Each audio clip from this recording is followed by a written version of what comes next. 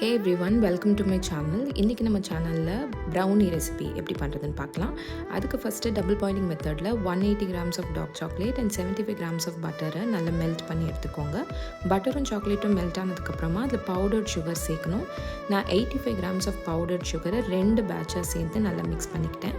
அதுக்கப்புறமா ஒரு எக்கு சேர்த்து அந்த எக்கு நல்லா கம்ப்ளீட்டாக பேட்டரோடு மிக்ஸ் ஆனதுக்கப்புறம் அடுத்த எக்கை சேர்த்து அதையும் பேட்டரோடு கம்ப்ளீட்டாக மிக்ஸ் ஆனதுக்கப்புறம் 60 கிராம்ஸ் ஆஃப் மைதா சேர்க்கணும்.